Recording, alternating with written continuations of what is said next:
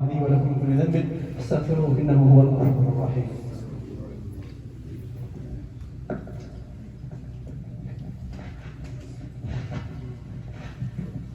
Brothers, before I start, please, when you come to the masjid, you are representing Islam. When people see a mistake that is done by one individual, they accuse Islam as a whole. So come early. The Sheikh was disturbed and he'd have to cut the speech and make an announcement because there's a car. And we cannot say it is maybe somebody else's car, but the people will always look at the masjid because there's a car that will walk outside. It could not be from us. All praise be to Allah subhanahu wa ta'ala, according to His names and attributes, and we send our goodness and blessing upon His Prophet and Messenger Muhammad sallallahu alaihi wasallam, the one who advised and warned his family, his companions, and those that followed in his footsteps.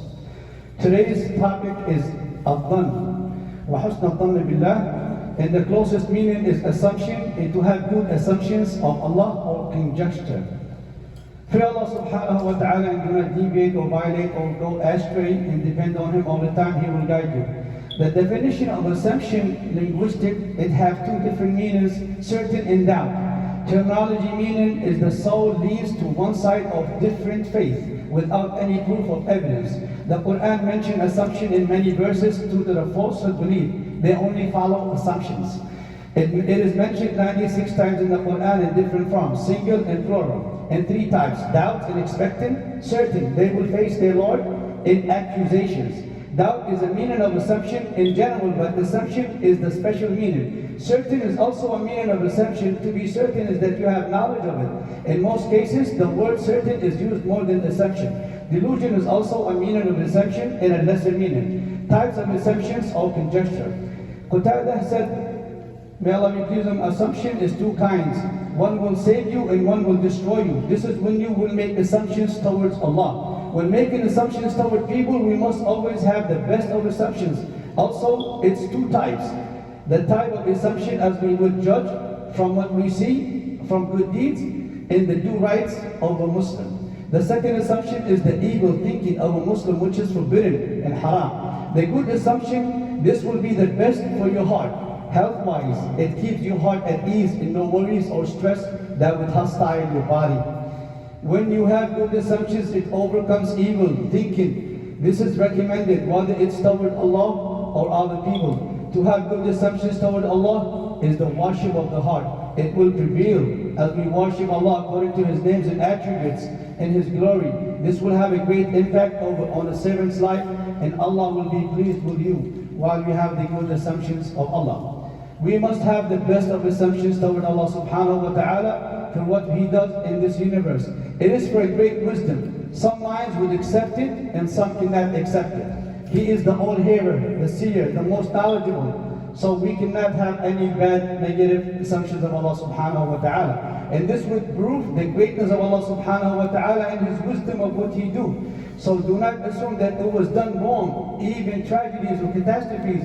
Allah do not do it because of ill will. This is which is from Allah. Is done precisely with wisdom from Allah. He will save you from any harm, or who will save you from any harm or evil.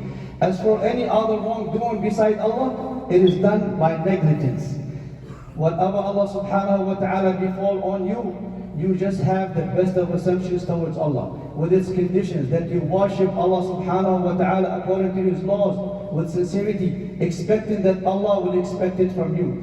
Do not have bad assumptions that Allah will not accept it from you, such as you worship. Just like when you repent, you must expect that Allah will accept it. But if you neglect your worship and do not do your duty toward Allah subhanahu wa ta'ala, or you sin, or you deviate, or you go astray, then you want to have good assumptions that Allah will accept it from you. This is like wishing or hoping that Allah will accept it. Rather, this is bad assumptions towards Allah subhanahu wa ta'ala, and Allah will not accept it. Abu Hurairah, it says like the good assumptions. Al-Fudayl said that he said that those who are muhsinun, meaning in the verse that they will have good assumptions towards Allah subhanahu wa ta'ala. Another hadith, Abu Hurairah, may Allah be pleased with him, he narrates in a hadith of Qudsi, the Prophet said, Allah will say, I am the best of assumptions toward my servants. I'm with him if he remembers me. If he remembers me in himself, I will remember him. If he remembers me in public, I will remember him in a far better place, which is heaven, than in public. If he comes to me a handful, I will get closer an arm's span. If he comes to me an arm's span, I will get closer 2 arm spans. If he comes walking, I will fast pace or running, coming to him. Also, Jabir, may Allah be pleased with him, he said, I heard the Prophet ﷺ 3 days before his death saying, anyone of you should die having good assumptions towards Allah subhanahu wa ta'ala. And so is the companions. They was always asking Allah subhanahu wa ta'ala to guide them to the best of assumptions of husn al-dhan billah. Good assumptions is the believer's provision in his journey to Allah subhanahu wa ta'ala, also in choosing the right path. It's the fuel of faith that keeps your heart connected to Allah subhanahu wa ta'ala. Here are some examples of assumptions towards Allah subhanahu wa ta'ala. Is you rely on Him with confidence. The greater your confidence is with Allah subhanahu wa ta'ala, it will take away the negative grief and despair. The more you become dependent on Allah subhanahu wa ta'ala, the more you will reach your goal. And your life in this dunya, in the hands of Allah subhanahu wa ta'ala, and He controls it. Because you are always connected to Him with good assumptions, husn al-dhan. You will have worry-free life. This is the way of the prophets and messengers. When Ibrahim alayhi salam was put in a fire pit, it was peace and breeze upon him. Ibrahim alayhi salam had confidence in Allah subhanahu wa ta'ala in good assumptions. He said Allah is sufficient and He is the best of disposer of all affairs. And Allah subhanahu wa ta'ala created the fire so He can command it. So was the Sahaba. They did the same thing in Hamra al-Asad, which was following Uhud battle. Had 70 martyrs, shuhada, and 2 died from the wounds. They said the same thing when Abu Sufyan claimed that he will come to the Medina and abolish the Sahaba and the Prophet ﷺ. They said the same thing. Allah is sufficient and He is the best disposer of all affairs. Allah will impose His commands no matter what. For those who depend on Allah, they will be rewarded and Allah will be their protector. From Allah's wisdom, His protection may be delayed for a reason or for wisdom only Allah subhanahu wa ta'ala knows. And He delayed it for a good timing that we do not know. Ya'qub alayhi salam had a strong faith in Allah. Even though the reunion of his son Yusuf alayhi salam was delayed, as they went through tests and tribulations, and he went blind from grief and sadness for Yusuf. And he did not give up. And he knew for certain, having good assumption with Allah subhanahu wa ta'ala, He will unite him with Yusuf and his brother. So was Musa alayhi salam.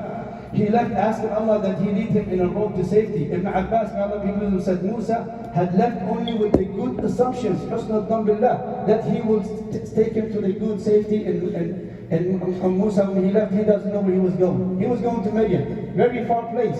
But Allah subhanahu wa ta'ala, He saved him, and then He showed him the shining light next to the mountain. Those with negative grief assumptions that Fir'aun would get to them, when Musa had the best of assumptions, he did husn al-dhan billah, he depended on him and he said, Kalla. And then Allah subhanahu wa ta'ala opened, split the sea for them with 12 different roads.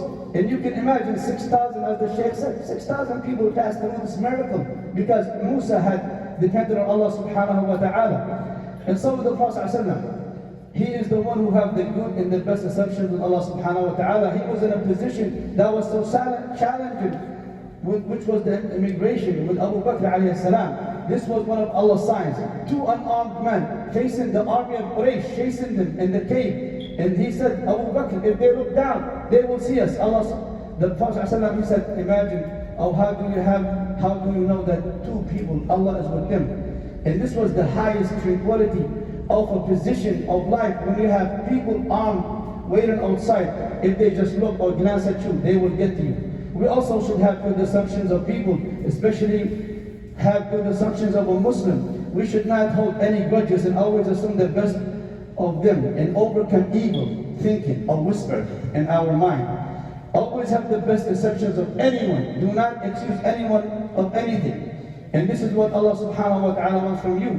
Like He explained in the story of Aisha, may Allah be pleased with her, if they were to compare it to themselves, if they do not do it to themselves, how could they expect that on Aisha, may Allah be pleased with her? And she is far better than them.